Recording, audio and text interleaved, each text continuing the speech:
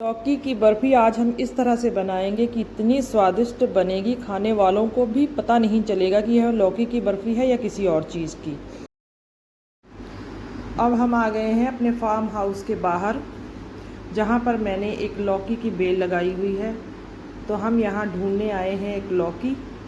देखते हैं हमें यहाँ लौकी मिलती है या नहीं मिलती।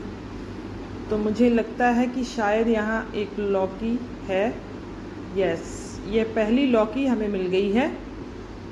जो यहाँ पर दूसरी लौकी भी है, तो ये दूसरी लौकी हमें मिल गई है। दो लौकी अभी तक हमें मिल गई हैं और ये तीसरी लौकी भी हमें मिल गई है। तो हमें टोटल 3 लौकियाँ ताज़ी बिल्कुल यहाँ से मिली हैं। अब हम किचन में आ गए हैं और एक मीडियम साइज़ की लौकी को मैंने छील कर धो लिया है। अब इसे ग्रेट करूँगी। बहुत ज़्यादा बड़ी लौकी की हमें ज़रूरत नहीं है। अगर हम ज़्यादा बड़ी लौकी को डालेंगे लौकी की बर्फ़ी में, तो वहाँ सिर्फ लौकी ही का स्वाद आएगा, बर्फ़ी का तो स्वाद बिल्कुल नहीं आएगा। हमने इसे ग्रेट कर लिया है। अब एक पतीले में कम से कम 1 से 1.5 लीटर दूध गर्म होने के लिए रख देंगे। हमें इस दूध को गाढ़ा करना है। दूसरी तरफ हम एक कढ़ाई को गैस पर रखेंगे, उसमें 2 चम्मच घी के डाल देंगे।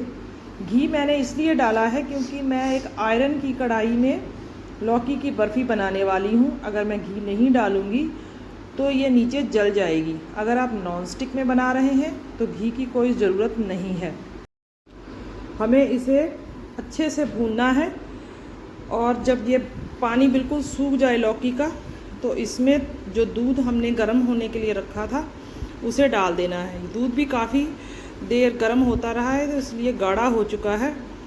अब इसे हम कंटिन्यूसली चलाते रहेंगे। अगर नहीं चलाएंगे तो ये लोहे की कढ़ाई के नीचे लग जाएगा और जल जाएगा।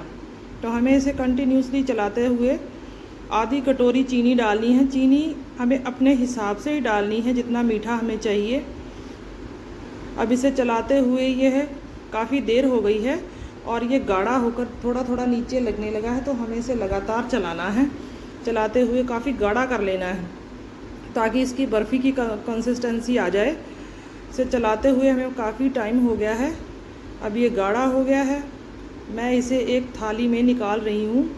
इसे बर्फ़ी जमाने के लिए एक थाली में मैंने डाल लिया है और अब मैं इसे फ्रिज में रखूँगी ताकि यह थिक हो जाए और बर्फ़ी बन जाए।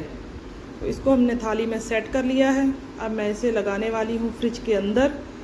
4-5 घंटे हमें लगातार फ्रिज में रखना है, जिससे कि यह बर्फ़ी की कंसिस्टेंसी में आ जाएगा। अब ये बर्फ़ी कितनी अच्छी तरह से जम गई है। हम इसको पीसेस में काट लेंगे।